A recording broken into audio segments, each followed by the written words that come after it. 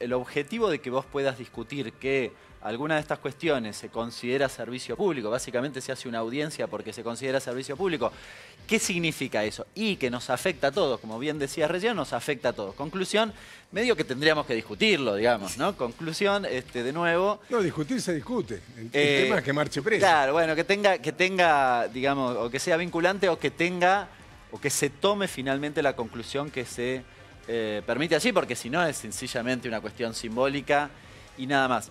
Repasando un poco de los aumentos, efectivamente lo de las prepagas es el cuarto aumento, si no me equivoco, sí, que corresponde a enero. Tuvo octubre, septiembre y agosto, los tres aumentos anteriores del 9%, con lo cual ha sido un incremento realmente sensible y tuvo mucho efecto en el rubro de lo que tiene que ver con salud, que fue de los rubros que más motorizaron la inflación al alza. Te diría ahí lo que no tenés previsto todavía que va a pasar con la cuestión de los alimentos y bebidas, que me parece que es como el gran componente central de lo que va arriba de la mesa. Y una cosa, ojo, porque recién hablábamos de los taxis o de los peajes, cuando uno mira, dice, bueno, es medio como la inflación, ¿no? Entonces, tal vez decir, bueno, ahora hay que ver cómo es la sucesión de aumentos a lo largo del año y cómo fue a lo largo del año anterior, es decir... Sumar. Claro. Fijarse, efectivamente, voy a decir, los taxis, 30%. En los últimos 12 meses, ponele. Claro, la sumatoria. Claro, ¿qué pasó? En los últimos 18. ¿Cómo salieron por encima de la inflación? ¿Salieron por encima? Digamos, ¿cómo salieron en relación a la inflación? ¿Por encima? ¿Por debajo? ¿Motorizaron o no motorizaron? Vos lo que tenés hoy en la Argentina, hablo en términos generales, no de la Ciudad de Buenos Aires en particular, como son estos aumentos que mencionaban, vos tuviste muchas anclas. Es decir, ¿qué son anclas? Es decir, yo traté de tirar para abajo la inflación, después no funcionó. Pero tiré, una cuestión son los servicios, los combustibles, salvo el aumento que tuviste a principio de año, cuando vos mirás en los últimos 2 años, está sensiblemente por debajo de la inflación. El tipo de cambio, yo repasaba ayer a la noche, 1,2 aumentó en el último, o varió, digamos, la devaluación del último mes fue 1,2, sin embargo esperamos una inflación de aproximadamente el 3%. Sí, y eso me llama la atención habiendo un acuerdo de precios, ¿no? No, pero ojo, ahí es interesante mencionarlo, porque además yo me animo a aseverar que el jueves de esta semana no, el de la siguiente, cuando salga la inflación, los titulares van a ser, bueno, vieron, subió la inflación, aumentaron los precios. Pero no van a ser 3%, los alimentos quienes lo impulsan, decís. No van a ser los alimentos quienes lo impulsan. Sí, un alimento que no está dentro del congelamiento, que es básicamente la carne, que aumentó en promedio, te diría, aproximadamente 7%. Si voy a hacer el análisis más preciso, vos tuviste en el medio del mes aproximadamente, entre el 15 y el 16 del mes de noviembre, un aumento en Hacienda, no todo se fue finalmente a góndola, pero en Hacienda del 25%. Después bajó y terminó aproximadamente del 16-17%. Estoy hablando del mercado de Hacienda, es decir, la compra de la media res, ¿no? De cuánto compró el carnicero. Eso tiene su peso porque llegan las fiestas. Y por supuesto que lo que se pone sobre la mesa muchas veces tiene la base de la carne, ¿no? Eso es una cosa bastante rara, porque en realidad uno dice, bueno, es estacional. Estacional, mentira. En realidad tenés más consumo en diciembre. Creo yo. Chamullo es. Claro, entonces te lo estacionalizo. Mentira. O sea, te remarco porque sé que que voy a vender más o que me vas a comprar de todas formas. Te diría que es más bien una cosa que en economía llamamos cierta inelasticidad. Voy a comprarte de todas formas porque vienen las fiestas. Entonces yo te remarco. Acá hay una discusión que es interesante para seguir según mi óptica. Eso es bastante probable que hubiese pasado de todas formas. Ahora, ¿se adelantó a noviembre o en diciembre vas a tener la misma dinámica? ¿Se entiende? Bueno, yo creo que debería suceder que ya pasó en noviembre. Que se adelantó. Que se adelantó. Y eso es lo que deseamos todos. No, debería ser así. Sí, yo lo sigo muy de cerca. Sí. Y lo que vos tenés, de nuevo, en el precio del mercado de Hacienda, desde hace 10 días para acá, desde mediados del mes, en realidad, que empezó a bajar, se estabilizó y no volvió a aumentar. No hay ninguna excusa para que aumente, ¿eh? Claro. No hay ninguna excusa. Escúchame. Eso es una mentira fenomenal. Agarrate de ahí de la silla. Agarrate. Te viene la pregunta de Elio Rossi. No, hablando, él habla de excusas. Yo lo que te dije que te agarres, ¿eh? Sí, estoy prevenido. No, me refiero a esto, Hernán. Digamos, me da la sensación que no necesitan excusas. Que hay una, digamos, los tipos...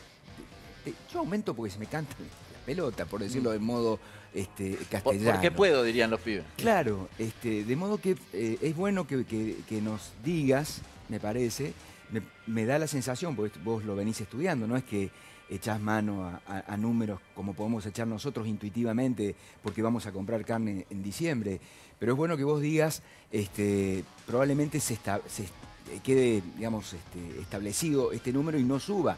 Ahora, no necesitan excusas, esa es la impresión. No hay garantías igual. Está muy bien lo que decís, Helio, porque efectivamente, de hecho, te podría traspolar el análisis a casi cualquier producto, pero particularmente en el caso de la carne, cuando uno escucha a algunos sectores, o el sector te dice, bueno, pero nosotros en los últimos 4 meses no habíamos aumentado, salvo en noviembre, y efectivamente después de la limitación de las exportaciones se plancha el precio y deja de aumentar. Ahora, cuando vos mirás en términos interanuales, considerando incluso esos 4 meses, la carne aumentó 70%, claro, contra una inflación del 50%.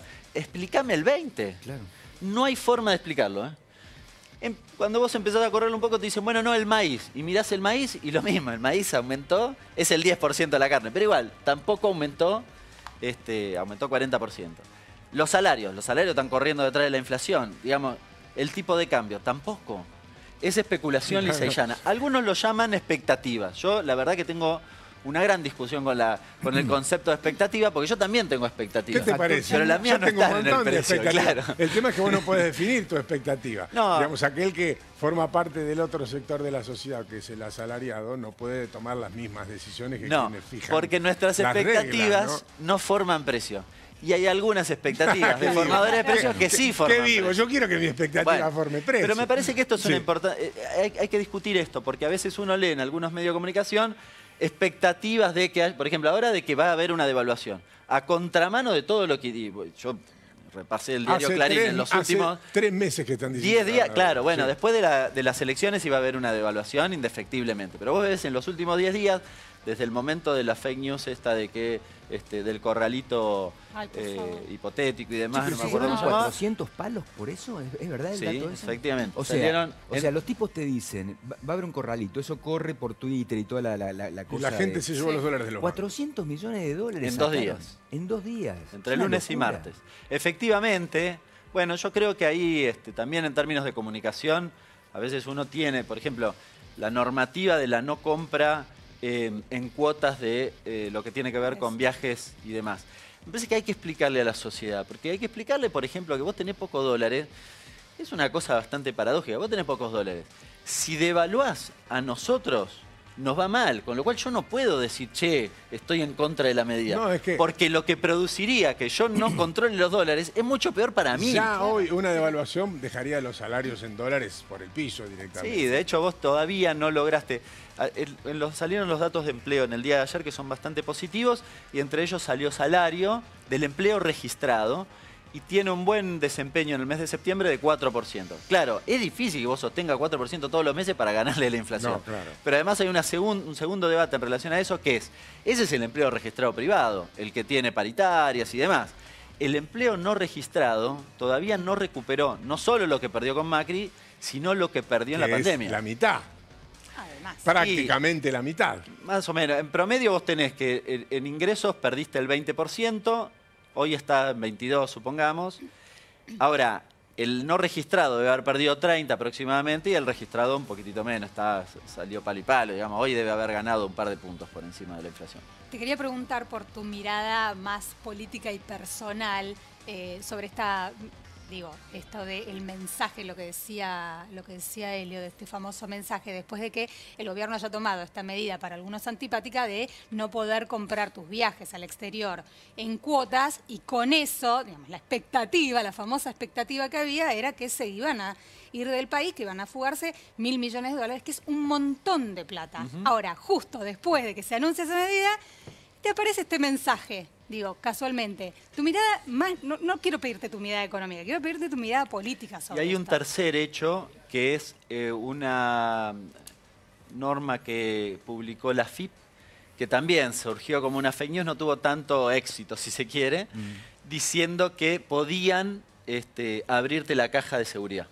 Tuvo menos trascendencia, pero yo hilo los 3 hechos, y de hecho, si vos analizás cómo lo trataron los medios, hay una clara tendencia, uno podría decir, a generar una corrida bancaria. Me parece mucho, sí a generar una devaluación.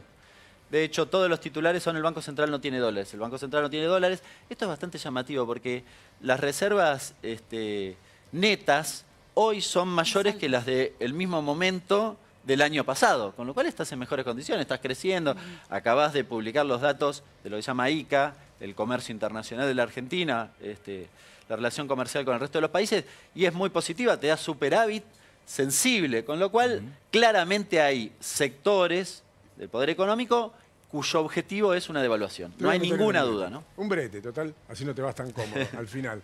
¿Qué te dice la salida de Deborah Giorgi? A mí me preocupa que haya vocación de discutir con los formadores de precios. Y si la salida refleja que no hay vocación de discutir con los formadores de precios, efectivamente me preocupa porque bueno, yo soy de los que cree que la discusión de los precios es una disputa constante, no es una puja constante, no es que vos acordás, al menos en la Argentina, no es que nosotros acordamos y decimos, che, bueno, nos ponemos de acuerdo y funciona, sino que está en tensión todo el tiempo. Por esta cuestión de las expectativas, nosotros tenemos, algunos se pueden ofender, pero la verdad es lo que pienso, un sector económico, digamos, los grandes empresarios en la Argentina con un comportamiento rentista. No las pymes, yo soy de San Martín, conozco muchísimas pymes, la pyme pone la plata en su propia empresa. Las empresas grandes en la Argentina están todo el tiempo pensando en fugar, en ganar todo lo que puedan hoy y mañana fugarlo. Es más, sus estructuras están francamente transnacionalizadas y no porque sus actividades estén transnacionalizadas. Sí, la facturación, básicamente. Sí, tienen sus sedes en otros países y tienen un eslabón, 2, 3, 4, 7 eslabones de, digamos, vacíos, cáscaras vacías, que son una sociedad propiedad de otra sociedad y hasta que en el séptimo empiezan a trabajar. Nos descubrieron, Rossi. Ese objetivo es para fugar, básicamente. Esto hay que resolverlo en algún momento en la Argentina. Lercher, gracias por haber venido. Un placer. Siempre es un placer. Gracias por esperar y por quedarte.